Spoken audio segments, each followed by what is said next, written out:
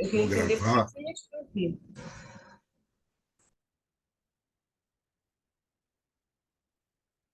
No nosso encontro de hoje, o meu material daquele texto sobre parágrafos que acabou sendo interrompido está lá na FAQ,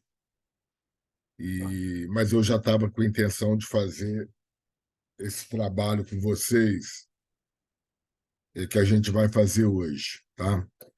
Eu vou. E agora quem caiu foi a Vera.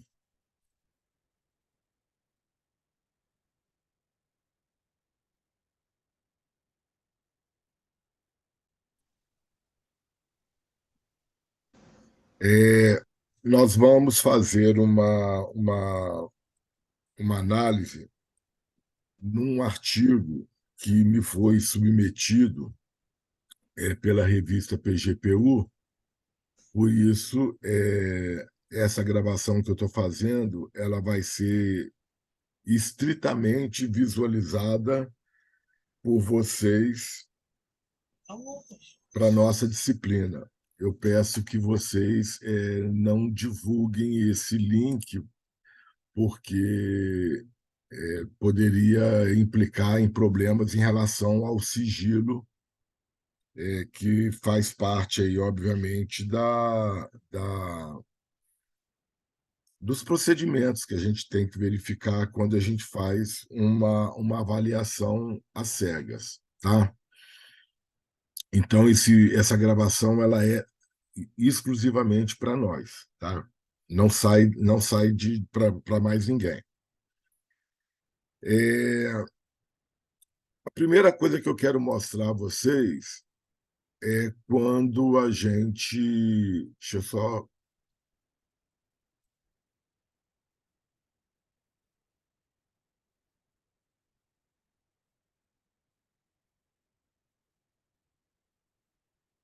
fechar aqui as outras janelas.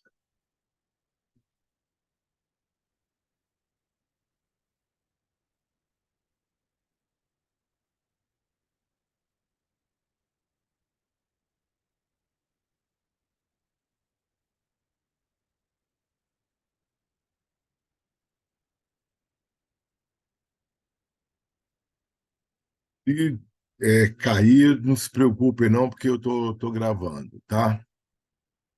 Vocês estão visualizando aí a página da revista? Sim, Antônio. Sim. Então, vejam bem, a primeira coisa que vocês devem observar quando entram nas revistas é essa barra superior que tem as informações sobre a linha mesmo editorial e as normas de publicação da revista. Então, aqui é sobre a revista, aqui seria o número atual da revista, aqui os números anteriores da revista, né? Normas para publicação é muito importante, porque é aqui que vocês vão encontrar é, as partes constitutivas do artigo, se tem que ter separadamente introdução, metodologia, desenvolvimento, análises, conclusões com esses nomes ou com outros nomes similares, qual é o tamanho mínimo do artigo, qual é o tamanho máximo do artigo, como é que você deve fazer as referências, enfim, vai estar tudo aqui nas normas de publicação.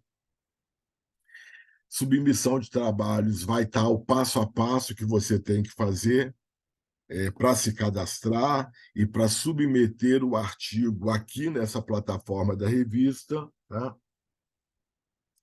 A gente não vai fazer isso aqui, porque não é a nossa finalidade, mas está tudo especificado aqui. E eu sugiro que, se vocês ainda não têm um cadastro em alguma revista, vocês façam um cadastro em alguma revista. Pode ser na nossa, para o pessoal da Bíblia, pode ser na nossa RCA, Revista Conhecimento em Ação. Né? Madalena e Manuela fiquem à vontade, se for o caso, para entrar na revista Conhecimento em Ação, ou se já não tiverem inscrição em alguma revista da área de vocês, que vocês o façam. Porque aí você vai nesse cadastro perceber que você pode se cadastrar como leitor, como avaliador, como autor, né?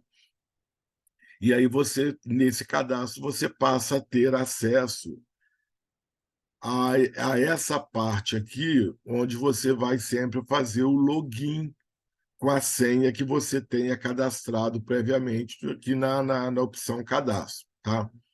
Eu vou entrar aqui, já estou com o meu login e senha, e entrando, eu não sei aí se vai mudar para vocês. Mudou para vocês a tela? Mudou, professor. Para mim, mudou. Tá. Mudou. Aí vocês percebam que tem aqui, no meu caso aqui, ó, tem autor e tem avaliador. Eu não estou com nenhuma submissão como autor e tem um arquivo aqui como avaliador. Tá? Aí eu vou abrir aqui. Eu não visualizo qual é, obviamente, o nome do autor, não faço a menor ideia, e abro o. E aqui vocês. Mudou para vocês de novo a tela? Sim, professor, mudou. Mudou? Beleza. Aí vocês vejam aqui que está a submissão aguardando avaliação. Eu recebi um e-mail pelo meu cadastramento, eu recebi um e-mail do editor da revista dizendo que tinha um artigo que, pelo meu perfil, eles julgavam que eu seria uma pessoa adequada para avaliar, e eles pediram para eu entrar na plataforma e marcar se eu poderia ou não ser o avaliador. Eu entrei na plataforma, marquei que poderia, tem um prazo para eu fazer essa avaliação. Eu tenho ainda um tempo bem tranquilo, tá? O prazo é dia 19 de novembro, ainda tem bastante tempo para eu ler. E aí eu tenho agora aqui uma primeira apresentação do artigo. Vejam bem aquilo que eu falo para vocês. Eu, antes de ter acesso ao artigo, eu estou tendo acesso ao resumo. A depender do que eu lesse no resumo, eu já marcaria de cara que eu não teria disponibilidade para avaliar, se o resumo estiver trabalhando com metodologias, com coisas que eu não faço a menor ideia. Posso não ser, posso sinalizar para o editor que eu não tenho conhecimentos específicos daquela metodologia que está sendo utilizada. Daí a importância da gente ter aí um resumo que sinalize qual é mesmo a do trabalho. Tá? Então, vamos ver aqui qual é o título do trabalho. Educação Superior do Brasil em Tempos de Pandemia. Reflexões sobre os dados de matrículas e trancamentos de cursos superiores publicados pelo Censo da Educação Superior, INEP. Vocês acham que o título aí ele está circunscrevendo um tema e um recorte do tema?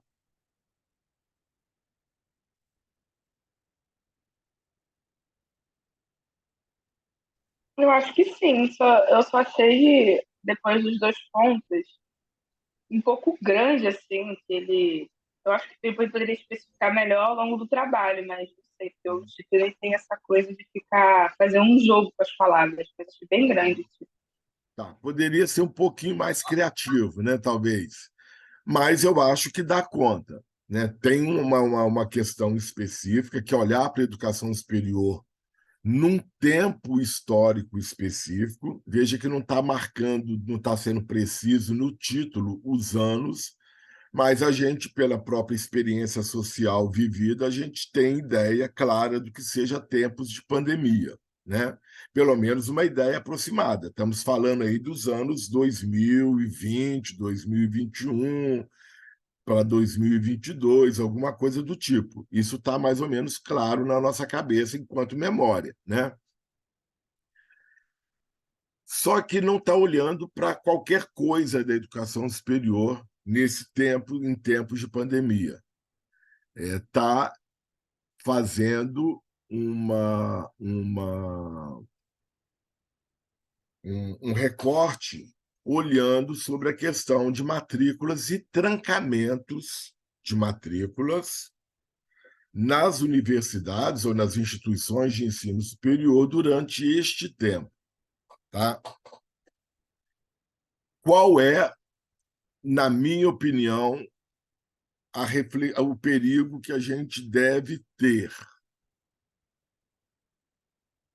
quando se usa determinadas palavras, como, por exemplo, a palavra reflexão?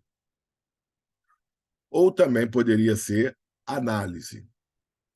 Se você colocar no título que você vai refletir sobre alguma coisa ou que você vai analisar alguma coisa, você deve ter em mente que você precisa fazer.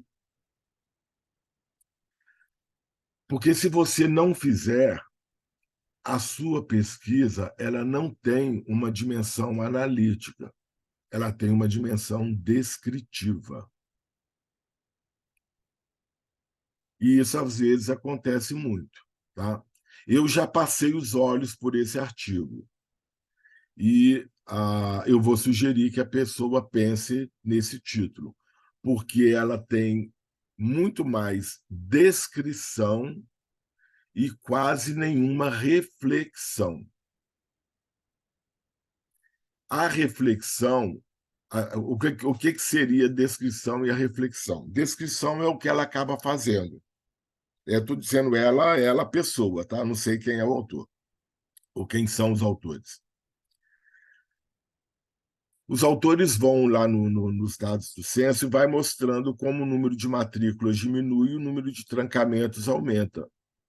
É algo muito fácil de você perceber nos dados do censo da educação superior. Chega a ser quase que não é um dado novo que esse artigo traz. Esse artigo não contribui muito em termos de dados novos. Se fosse fazer uma reflexão ou uma análise, eu acho que deveria ter tido algum trabalho mais aprofundado que fizesse o que está no próprio nome, refletir ou analisar as verdadeiras ou as múltiplas razões que levaram a este fenômeno. Qual fenômeno? Diminuição do número de matrículas, de ingressantes e aumento do número de trancamentos. As razões que levaram a isso. E aí você refletiria sobre isso, né? E aí, mas isso não foi feito. Isso não aparece.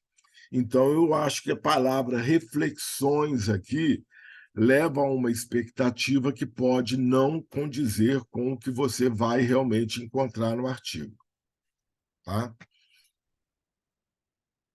Uma outra. Aí vamos ler aqui. Vocês estão visualizando essa tela com resumo, né?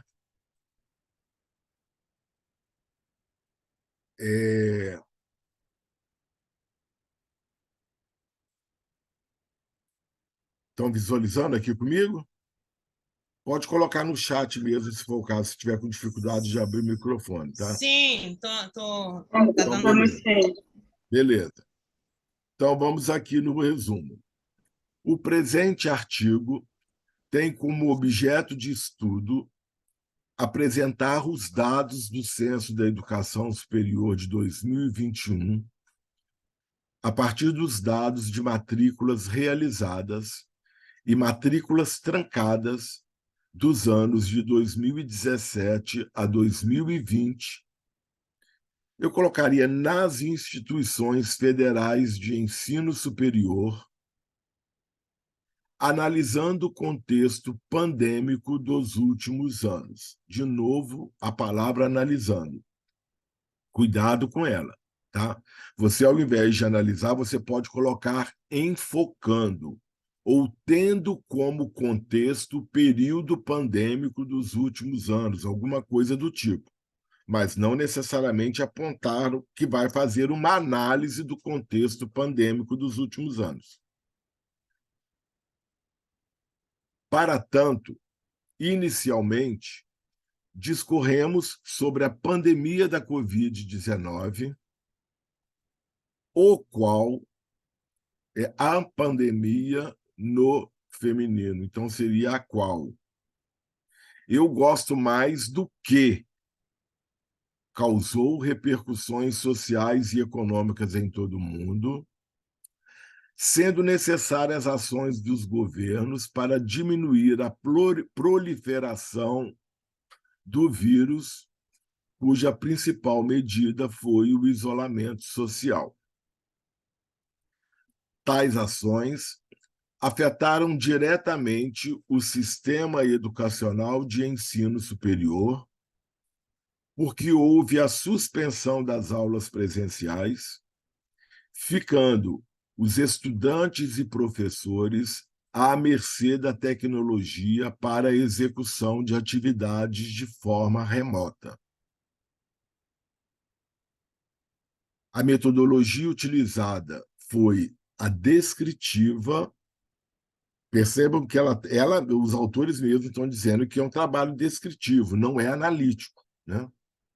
A metodologia utilizada foi a descritiva, através de pesquisa bibliográfica e documental. Eu colocaria aqui na metodologia. A metodologia utilizada foi a descritiva, através de pesquisa bibliográfica e documental, com consulta às bases de dados do INEP, que é onde tem os dados do Censo da Educação Superior. Os resultados do censo mostram que as instituições de ensino superior federal reduziram o número de matrículas e mais do que dobrou o número de trancamentos de cursos pelos estudantes no ano de 2020, exatamente no ano em que o vírus chegou ao Brasil e que foram adotadas algumas medidas de restrição de locomoção. Aí eu queria ouvir vocês agora. Vou pedir para pelo menos alguém no plural, se disporem se conseguirem aí abrir o microfone para me dizer o que acharam do resumo. Se quiserem reler um pouquinho, dou um tempinho aí para vocês relerem.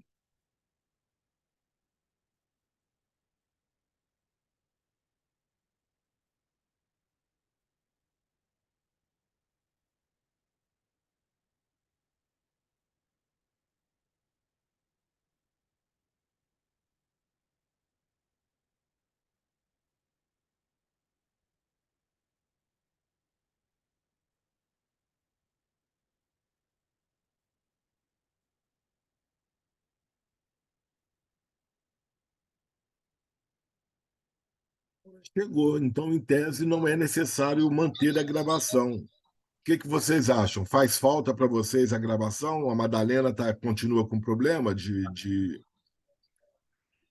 acesso, de rede? Eu vou continuar. Aliás, por via das dúvidas, eu comecei, eu vou manter a gravação. Se alguém caiu, não vai ficar prejudicado. Se alguém cair no decorrer aí da aula, não fica prejudicado. Professor, eu acho que a metodologia dele ficou muito resumida.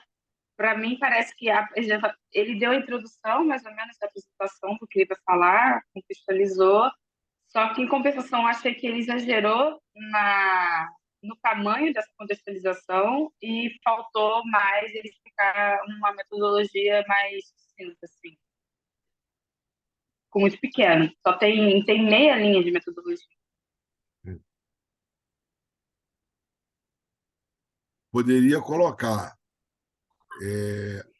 A pesquisa tem um viés metodológico descritivo através de bibliografia, de pesquisa bibliográfica e documental, e das bases de dados do Censo da Educação Superior no INEP. Pronto, já melhora um pouquinho, né? Sim, de onde ele tirou essas pesquisas de dados, né? E acho também que seria. Você falou uma coisa, quando ele coloca reflexões, ou se ele coloca análise, no caso, ele também estaria pedindo um referencial teórico, não estaria? Da onde ele estaria partindo de uma reflexão, ou não? Volta de novo, Manuela, por favor, que eu não entendi o final. Você falou, ele colocou essa palavra reflexões, ou se ele colocasse análise também, mas no caso ele colocou uma coisa que não ele está fazendo, ele está descrevendo no caso. Mas se ele coloca reflexões, ele não estaria subentendendo um certo referencial teórico a partir de qual teoria que ele estaria fazendo essas reflexões, e não tem esse referencial teórico. Não, ele não tem nenhuma. Ele fala da metodologia bibliográfica, de pesquisa bibliográfica, mas ele não aponta nenhum. Eu acho que poderia ter alguns autores aí, entre parênteses, onde ele menciona pesquisa bibliográfica. O problema dessa metodologia de forma descritiva é porque descritiva, de certa forma, contradiz com o título Reflexões e com essa palavra aqui, análise. Se a metodologia for descritiva e não analítica, você deve evitar palavras como reflexões e, principalmente, análise. Aparece para vocês quando eu grifo alguma palavra, como eu estou fazendo aqui? Aparece. Então, eu sugeriria que tirasse a palavra análise, né? Tendo como enfoque, poderia colocar aqui, ó, tendo como enfoque o contexto pandêmico dos últimos anos, né? Esta parte aqui, tanto no resumo quanto no artigo, eu confesso que eu achei ela um pouco desnecessária. Poderia ser um parágrafo. Tem quase 2 páginas no artigo falando sobre a pandemia, sobre o vírus, o que causou e tal, tal, tal. Eu acho que não é bem o foco do artigo, mas vá lá,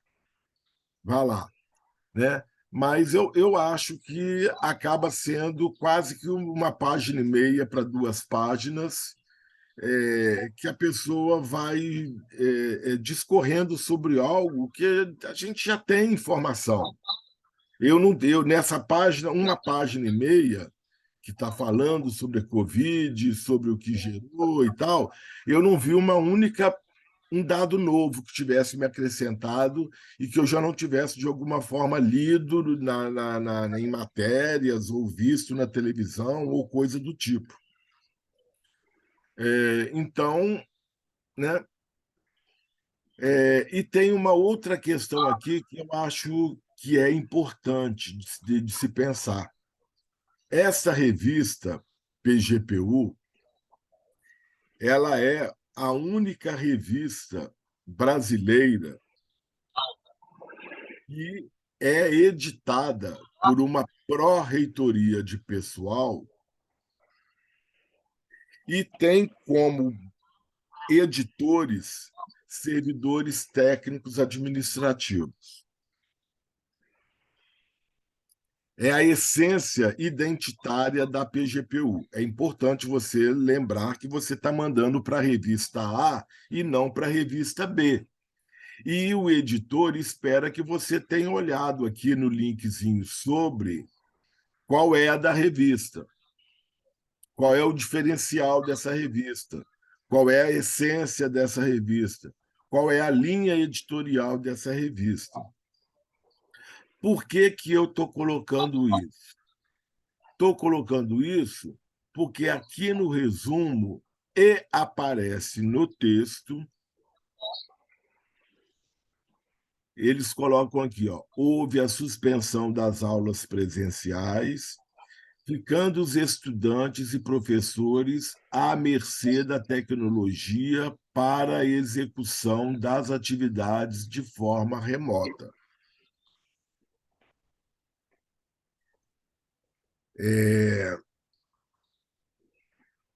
O artigo, de certa forma, promove um apagamento do impacto das questões trazidas pelo ambiente virtual e pelas atividades não presenciais na esfera administrativa. E o aluno, muitas vezes, quando ele se vê largado no mar de informações da esfera administrativa, sem saber o que fazer, onde buscar informações, como é que eu faço, que a secretaria está fechada, isso impacta na decisão do aluno de trancar, de evadir. Faz parte do processo de afiliação do estudante universitário saber decodificar esse emaranhado de procedimentos burocráticos e administrativos que todos somos envoltos na nossa vida acadêmica. E, tanto no resumo quanto no artigo, os autores, se esquecendo de que estão submetendo o artigo para uma revista editada por técnicos administrativos, não menciona em nenhum momento a problemática também da gestão administrativa que impacta na questão acadêmica trazida pela suspensão das atividades presenciais. Né? Então, tanto do ponto de vista teórico, das razões que levam à evasão e ao trancamento, quanto do ponto de vista editorial, o artigo se esquece de uma face importante, do fazer universitário que impacta na vida estudantil. Fica parecendo que somente as aulas e o todo-poderoso professor ou professora tem condições de segurar o aluno. E não é assim. Né? Isso significa que eu vou negar, eu vou reprovar o artigo? Não, mas eu acho que eu estou pensando seriamente em sugerir isso, tá? Com base na linha editorial e na característica constitutiva da revista que eles estão submetendo.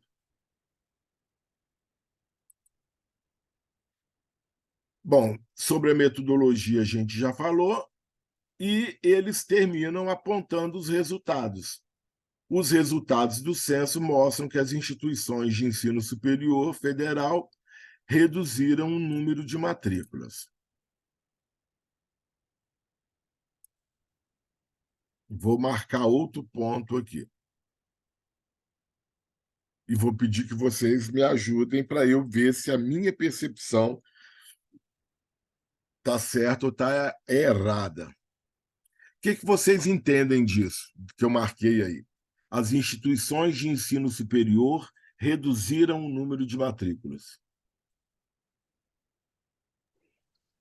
Parece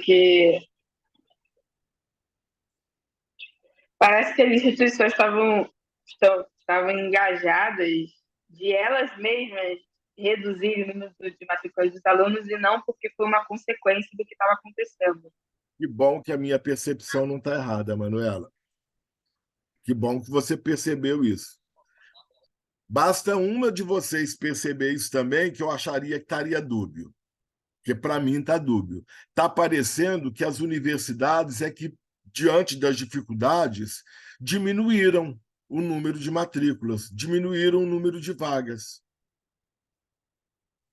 Eu acho que tem que colocar aqui que os resultados mostram que houve uma diminuição do número de matrículas nas instituições de ensino superior federal.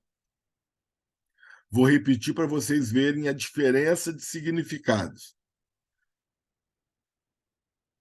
Os resultados do censo mostram que houve uma diminuição de número de matrículas das instituições de ensino superior federal. Os resultados do censo mostram que as instituições de ensino superior federal reduziram o número de matrículas. Dá para perceber que tem uma diferença grande de sentido aí? Vocês concordam com isso?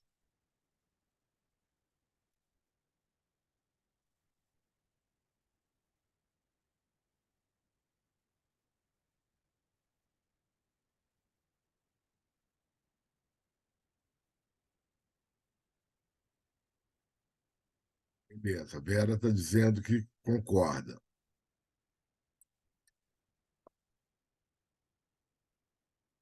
Então, e tem uma coisa, como eu já passei os olhos pelo artigo, eu tenho certeza que os autores queriam dizer o que nós estamos dizendo agora.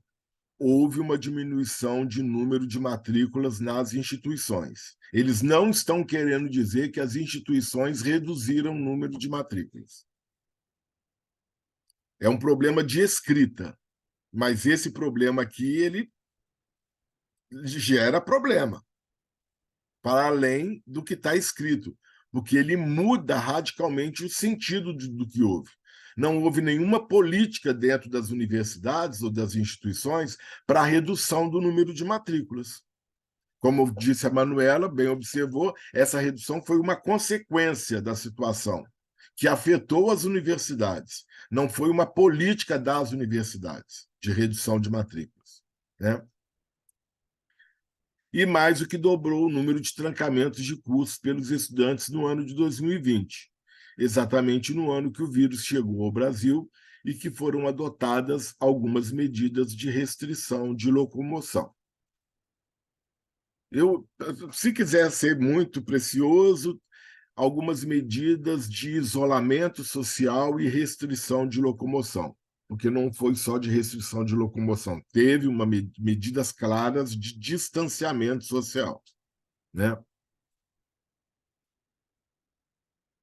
Mais alguém quer colocar aí alguma compreensão? Vocês põem aqui no chat, numa escala de 0 a 10, que nota vocês dariam para esse resumo? Põe no chat ou fala no microfone, tanto faz.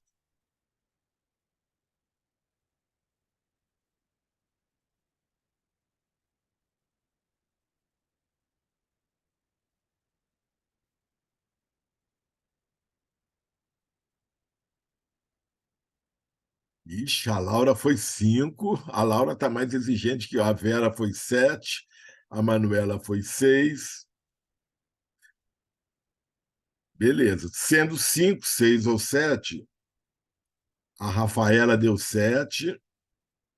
Sendo 5, 6 ou 7, eu acho que a gente já está progredindo na compreensão que a gente tem do resumo enquanto uma unidade que tem partes constitutivas e que, para a questão gramatical de escrita mesmo, existem dimensões constitutivas que precisam ser observadas, né?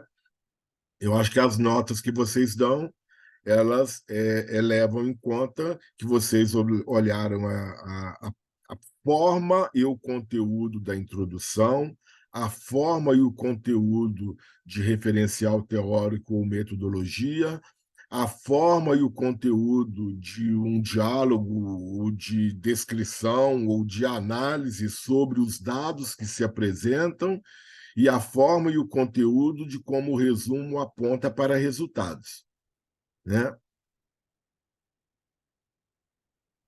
Aí, vejam bem que toda revista vai é,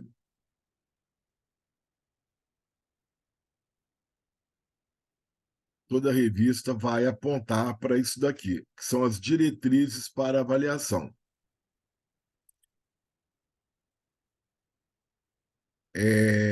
Primeiro eu vou colocar se é aceito ou não aceito. Em caso positivo, as diretrizes para avaliadores a seguir. E aí eu vou, aqui nesse código, eu abro o arquivo original em doc, que a gente não vai fazer isso aqui hoje. Aliás, eu vou abrir depois só para vocês verem as partes que estão constituindo o artigo, mas a gente não vai analisar, ler conteúdo do artigo todo, não. Tá? E aqui tem as diretrizes para os avaliadores. Percebam que tem critérios técnicos. Eu devo observar, enquanto avaliador, critérios técnicos. O que são critérios técnicos? O artigo ele apresenta domínio teórico. No resumo, vocês perceberam claramente de que não tem nada de domínio teórico sinalizado no resumo. Não tem nenhum autor, ou pior, não há uma relação de autores a depender do que se fala sobre pandemia, do que se fala sobre teletrabalho, do que se fala sobre distanciamento social, do que se fala sobre a infinidade, sei lá quantas centenas e centenas e centenas, se bobear, milhares de artigos que já foram publicados e que dialogam sobre o aumento do número de trancamentos e evasão e retenção nas universidades durante o período de 2020 a 2023, pelo menos, que já tem aí um tempo para se observar números. Né? Então, domínio teórico, domínio metodológico, aquilo que a Manuela falou, não está muito claro, né? Poderia ter colocado que serão analisadas as tabelas que tratam do número de matrículas, de evasão. Não está claro se está se referindo ao presencial, se é ao EAD, se é no global. Né? Domínio de conhecimento da área. Olha aqui. O trabalho deve incorporar resultados de pesquisas já existentes na área e estimular reflexões, ou seja, é muito importante que você dê uma olhada na parte assim que a gente chama até de revisão bibliográfica, o que já foi publicado, o que já foi discutido sobre isso. Deixa eu só responder a Madalena aqui. Ela caiu e não está conseguindo voltar.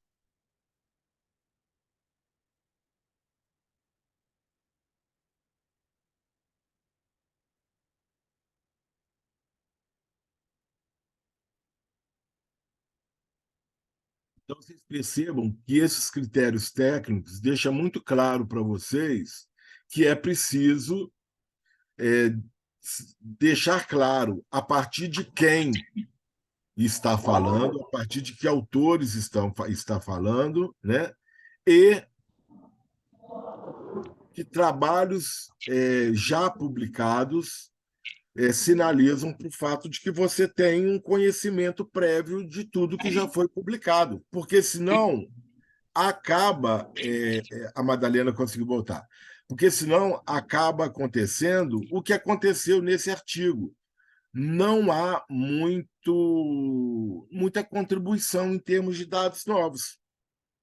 Ou muita contribuição, eu estou sendo gentil. Não há nenhuma contribuição com dados novos, porque todo mundo que lê minimamente sobre isso já sabe que nos anos de 2020, 21 e 22 houve uma diminuição do número de matrículas ativas e um aumento do número de trancamentos. E uma revista científica, um escrito acadêmico, ele promove alguma contribuição àquilo que já foi dito e publicado. Vocês estão vendo como é que é o problema? Não basta somente um texto estar bem escrito, ele tem que ter isso tudo, né? Além dessa dimensão dos critérios técnicos, a gente tem que ver a forma de escrita e o estilo. A redação, no sentido da obediência à norma culta da língua, não tem jeito, fazemos parte do gênero acadêmico científico. E se o estilo seria a forma meio que pessoal com que a pessoa escreve, obedecendo às regras do gênero acadêmico, né? E aí ele chama atenção que, se for aprovado, o trabalho ainda vai passar por um processo interno de edição e revisão, e a cargo dos editores de texto e a cargo do editor de texto responsável. Deste modo, cabe ao parecerista tão somente decidir se o texto atende a padrões mínimos de redação e estilo. Tá? E aí depois a gente dá o parecer. E o parecer vai ser aceitar, o parecerista considera que a submissão atende aos critérios de avaliação, correções obrigatórias, o parecerista considera que a submissão atende parcialmente aos critérios. Lembram no congresso do Enancib, quando eu recebi aquele parecer de que eu poderia ter o texto, meu trabalho publicado nos anais do Enancib, se eu fizesse aquele monte de alterações, né? É isso daqui, são as correções obrigatórias. E pode submeter novamente para avaliação, se achar que a submissão não se adequa à minha área, à minha expertise, enviar para outra revista, se eu achar que não está pertinente aos objetivos da revista. Isso aqui dificilmente acontece, porque o editor já deu uma olhada e já encaminhou para mim. Se não tivesse nada a ver com a revista, muito provavelmente o editor já rejeitaria de cara, ou rejeitar.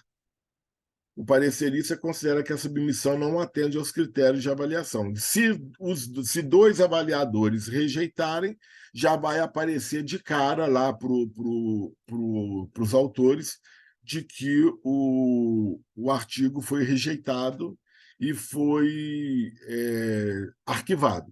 Aí já aparece de cara, não tem nem como submeter de novo. Tá? Tá legal até aqui? Algum comentário? Beleza, Madalena, estou vendo aqui no chat. É isso aí mesmo. Nós apontamos isso como um problema. A redução de matrículas foi uma consequência, não foi uma iniciativa das instituições. Consequentemente, é um problema a forma como está escrito. E eu estou dizendo que é um problema a forma como está escrito, porque, como eu já olhei o artigo, no artigo eles não apontam em nenhum momento que tenha sido uma iniciativa das instituições reduzir o número de matrículas. Está mal escrito mesmo no resumo. Tá? E aí, para a gente encerrar, eu vou abrir aqui o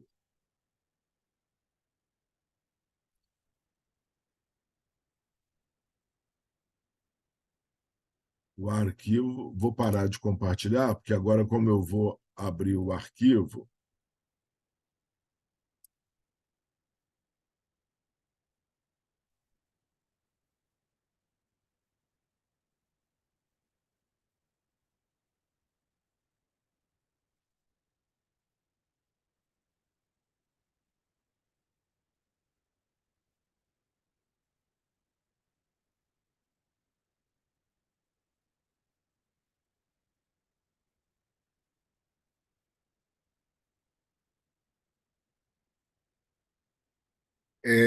não vou voltar lá na parte da revista, como fala norma aos autores, existe lá diretrizes de padronização, tamanho da margem, como é que o título deve estar, se é caixa alta, negrito, como é que o subtítulo deve estar, se é alinhado à esquerda, se é centralizado na página, se tem que ter a versão em inglês do título, o resumo com abstract é o que está lá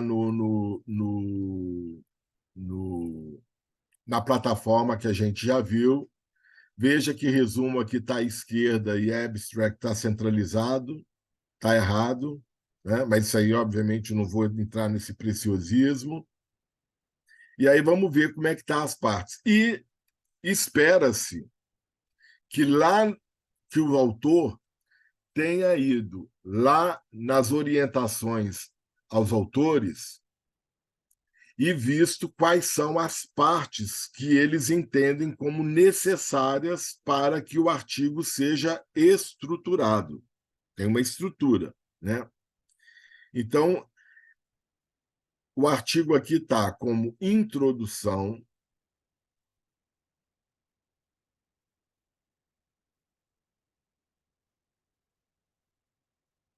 depois tem desafios do primeiro ano da pandemia nas instituições de ensino superior.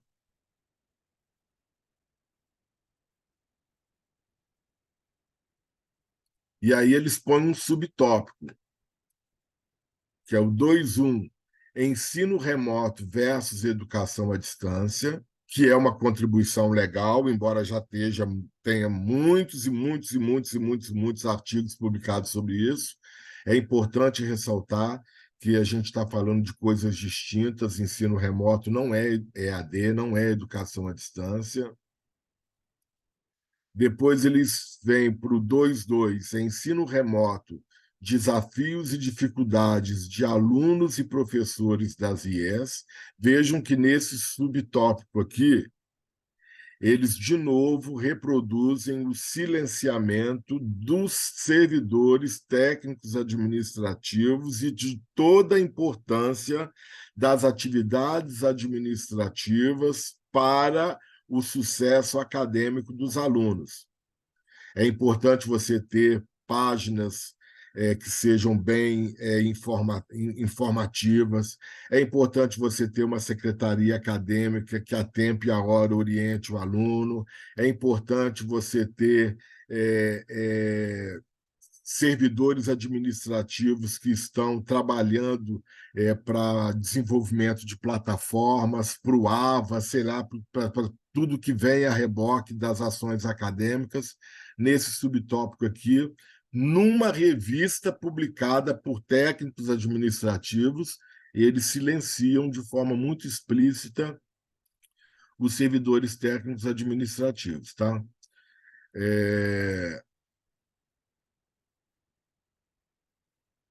Aqui eles repetem o 2.2, tem um problema aqui, ó, tá 2.2 ensino remoto.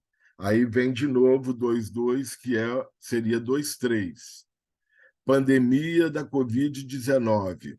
Um olhar sobre o trancamento de matrículas nas IES 2020. Isso tudo está no tópico 2, que é desafios do primeiro ano da pandemia nas instituições de ensino superior. E aí eles estão agora nesse item 2.3, eles estão fazendo aqui a apresentação de alguns dados.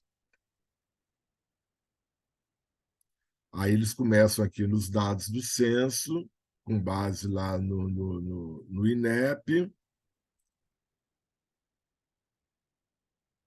Vem com esses dados, vários dados. E, no final, eles fazem as considerações finais. E, nas considerações finais, eles dão conta do que se propuseram, né?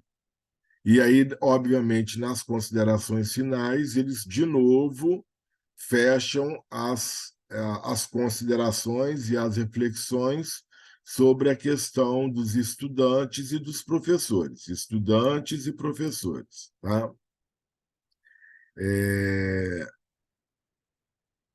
Em nenhum momento, em uma única linha do artigo, eles apontam a necessidade e a dificuldade das instituições adequarem rapidamente as questões administrativas para que as questões acadêmicas pudessem funcionar, né?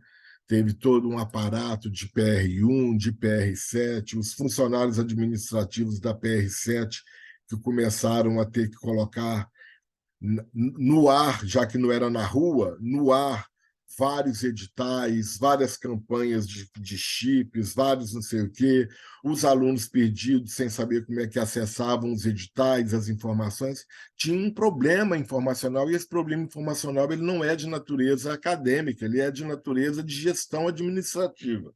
Né? E aí ele para mim, ele fica sendo mais um dos vários artigos que olham para essa dimensão do acadêmico, centrando, obviamente, nas questões que dizem respeito ao professor e ao aluno. Ou vocês acham que não tem evasão na UFRJ porque muitos estudantes não se conformam, não suportam a má gestão administrativa?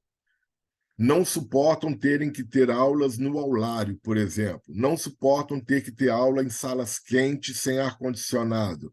Não suportam ter aula em lugar em que ele não tem sequer um lugar para se alimentar. Tem que comer quentinha dentro da sala de aula. Enfim, tem um monte de questões administrativas aí que impactam na permanência ou na evasão e que esses artigos silenciam. Esse, para mim, é um a mais dos sei lá quantos artigos que não abordam essas questões quando fazem a análise das razões que levam a uma evasão. Né? Obviamente, eu estou problematizando isso tudo porque é uma área em que eu atuo, por isso o editor da revista me mandou. Né? Ele entendeu que eu, pela minha experiência, pela minha produção e tal, eu tenho perfil de que poderia analisar criticamente esse artigo. E é o que eu estou fazendo com vocês. Né? E aí, me digam, o que vocês acham? O que vocês acharam? Concordam com as críticas que eu fiz? Ou estou sendo muito exigente com os autores?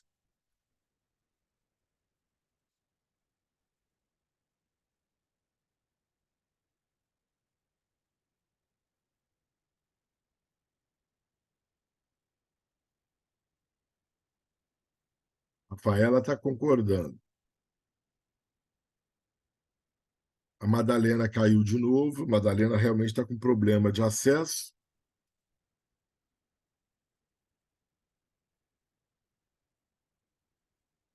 A Rafaela está chamando a atenção, né? Outras pessoas vão se basear no artigo.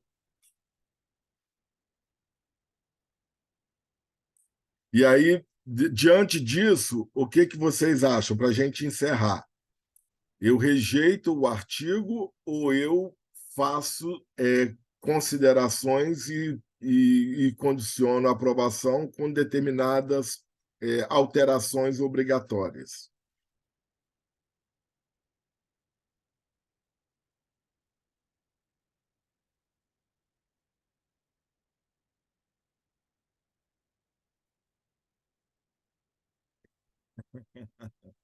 A Laura está dizendo que é muita responsabilidade.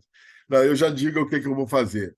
Eu vou aceitar condicionado a essas sugestões. Grande parte do que eu apontei para vocês, eu vou colocar no parecer e fazer aquele jogo que fizeram comigo no Enancib. Apontar isso e colocar que determinar essas questões, elas de certa forma sejam incorporadas ao artigo e que ele seja ressubmetido, né? Então eu acho que por esse exemplo concreto que a gente deu, fica A Rafaela está me dizendo que vão me confundir com a bibliotecária de referência, com certeza. E olha que eu não entrei, mas eu nem entrei em nada da parte técnica e de normalização, não, tá? Não vi nada de referências, não vi nada de normalização, não vi nada de citações, mas eu acho que, pelo que aparece, isso pela rápida olhada que eu dei, parece que isso está razoavelmente cumprido, né?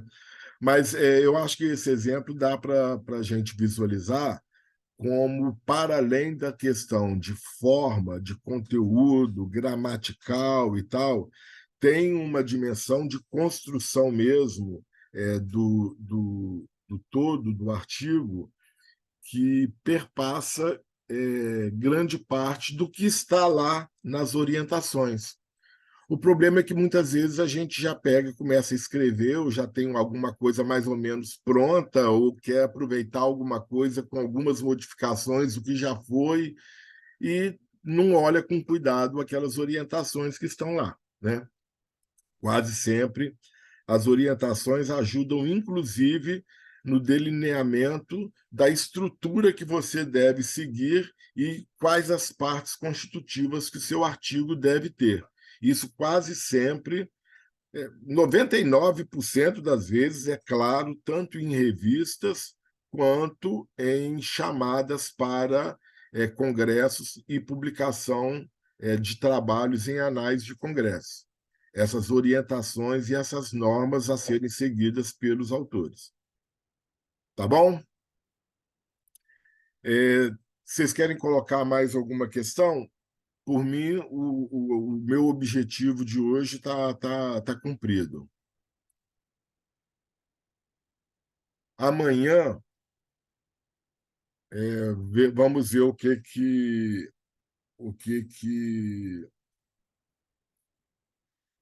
acontece aí de hoje para amanhã, para ver se a gente vai ter alguma alteração no encaminhamento da reitoria dessa situação. A gente está muito sem direcionamento. A reitoria fica mandando mensagem pelo WhatsApp, pelo Siga, com sugestões. O SEG não se pronuncia claramente. E, na falta de direcionamento, acaba que, na prática, cada professor e professora vai fazendo do jeito que achar melhor e negociando diretamente com alunos. Só que nesse negociar diretamente, combinar diretamente com alunos, a decisão de um professor impacta no outro, porque se você não tiver o primeiro e segundo tempo e tiver o terceiro e quarto e os outros dois últimos tempos também não tiver, significa que você vai ter que se despencar para assistir só 2 das 6 aulas que teria naquele dia, né? Isso está um problema sério. Amanhã, pelo menos, a nossa aula é a última aula. Qualquer decisão que a gente tomar, a gente, pelo menos, não impacta tão diretamente como foi o caso de hoje. No nosso caso aqui, menos problemático, porque somos muito poucos. Então, o impacto no todo acaba sendo bem menor. Tá? Professor, Oi, Mariana. eu tenho uma dúvida. Se esse artigo ele fosse submetido para uma revista sobre educação, você sinalizaria esse problema de ele não ter levado em consideração também a parte da gestão administrativa? Eu sinalizaria também, porque eu acho que o pessoal da educação, inclusive, também precisa olhar para a dimensão administrativa. Entendi. E como não olhamos, a UFRJ está a porcaria que está do ponto de vista estrutural. E acha que isso não impacta. Porque, como você falou, Se sou aluno e passo na UFRJ e UF, entre estudar na precariedade da UFRJ ou ir ter aula lá na maravilha do campus do Graguatá, com prédios novos e com aquela vista maravilhosa, eu nem pensava, eu me descambava para o Graguatá da UF. A menos que para mim. Porque você estava falando que essa revista, Práticas da Gestão Pública, além de ela ter um conceito avaliativo muito bom, ela tem esse cunho de levar em conta outros emaranhados para além da relação direta aluno-professor. A educação ela está tangenciada por muitas outras coisas ao redor dessa relação. E aí eu fiquei pensando, tá, se o problema é que essa revista leva em conta outros aspectos que esse artigo não está levando em conta, está só restringindo, será que não seria o caso de ele se submeter para uma outra revista que se reduz a esse aspecto? Mas agora eu entendi o que você disse, de que é um problema das pessoas não levarem a questão da educação para além da relação professor-aluno. Agora eu Sim, entendi. sim. Agora, tem uma questão importante que a Manuela está trazendo. A revista PGPU, ela não é uma revista de top na avaliação da CAPES, de conceito. O Qualis dela está B4. Ela caiu, inclusive. Ela era Qualis B3 e caiu para B4. Se ela fosse uma revista Qualis A, eu rejeitaria o artigo.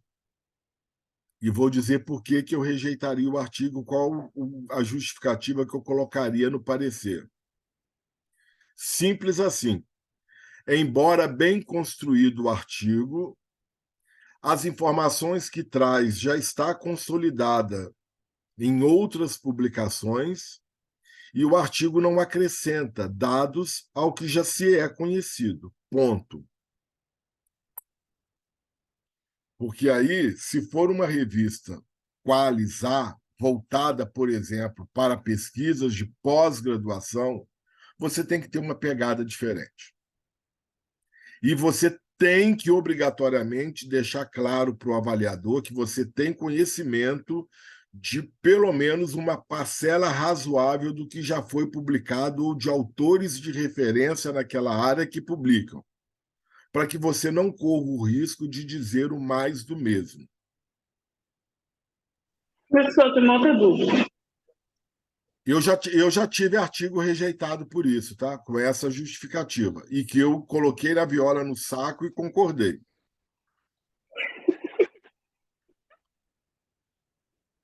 Fala, Professor, Camila. nos critérios técnicos, ele fala sobre domínio teórico, domínio metodológico e domínio de conhecimento na área, que seria inovação no campo. Você acha que existe uma certa hierarquia dentro desses critérios? Por exemplo, eu estou fazendo um estudo, só que o domínio teórico ele é muito. Eu vou usar o que já é muito difundido, mas em compensação eu inovo bastante na metodologia. Ou se não, eu trago uma inovação para a área, mas partindo de teorias e metodologias já bem difundidas ou bem conhecidas, sabe? Tem alguma hierarquia do que pode ser reaproveitado? Pode ter. Aqui na avaliação que a gente está colocando, não tem essa política de mensuração. Para revistas aqui, essa PGPU, por exemplo, não tem. Mas se você estiver escrevendo não um artigo, um texto que se consolide como, por exemplo, um projeto de pesquisa que você vai estar submetendo para buscar financiamento, tem uma parte do projeto de pesquisa que é quase que um artigo, em que você tem que colocar metodologia, aporte teórico, tem que colocar isso tudo. Aí tem sim, e isso às vezes está explicitado, na maioria das vezes está até explicitado no edital de chamada, os pontos a serem considerados em cada tópico. E aí você pode ter, por exemplo, mais ponto para a inovação que aquela pesquisa traz, ser considerado mais ponto nesse tópico e menos ponto sobre o referencial teórico, por exemplo. 3 pontos para inovação, peso 3 para inovação e peso 2 para referencial teórico. Tá? Mas isso, quando acontece, está explicitado. Para artigo, não é muito usual. Tá? Não é muito usual. prático você diria que tem que minimamente contemplar os três? Sim, sim. Se você pegar um avaliador que tenha lido, o negócio também acontece isso, tá? Tem muita gente que aceita avaliar artigo para colocar depois no Lattes que emitiu parecer para as revistas A, B, C e D, tá? Tem a dimensão produtivista e docente, e que aí avalia meio que naquela transversal. O avaliador nem leu as orientações aos avaliadores. Mas se você ler, por isso que eu falei lá da coisa do Enancib, da biblioteca de referência que a Rafaela se refere, ao mesmo tempo que eu falei, putz, que cri-cri da porra.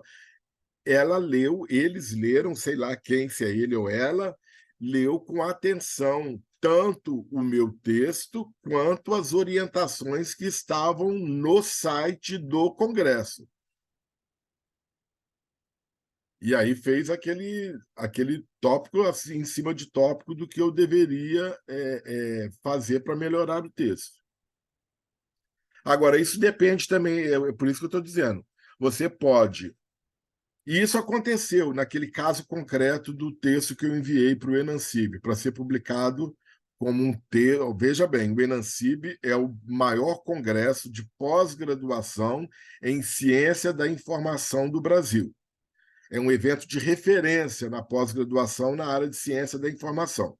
Então, você ter um texto publicado nos anais do Enancib, você está publicando num lugar de referência para um campo de conhecimento, que é o campo da ciência da informação.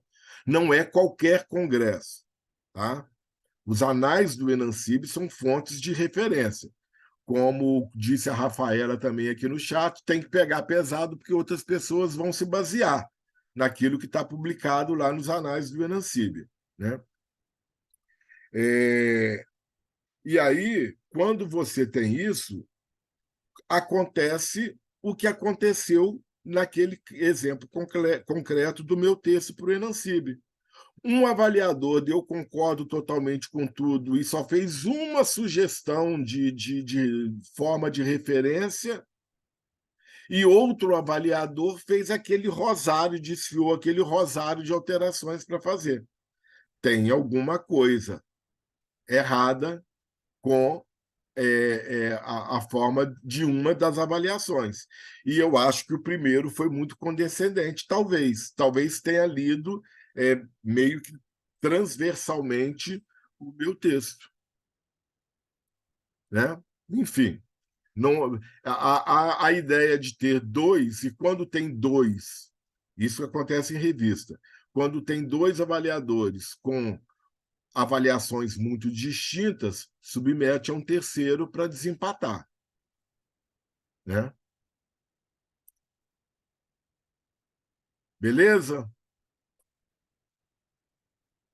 Então, podemos encerrar por hoje? Hein? Todo mundo caladinho, não vejo ninguém. Eu tenho horror dessa brincadeira aqui de Zoom. No decorrer do dia, a gente vê o que faz para amanhã. Tá bom? A Vera já teve overdose, se bem que acho que a Rafaela também estava. Já teve overdose ontem à noite, já tem overdose hoje de manhã. É Vida que verdade. segue. É isso aí. Então, tá bom. A gente vai se falando durante o dia para ver o que a gente resolve para amanhã, tá bom? Tá bom. Bom Um dia para todo mundo. abraço. Beijo. Tchau, tchau. Tchau. Beijo. Tchau, tchau. Tá bom, pessoal. Obrigada. Tchau. Tchau.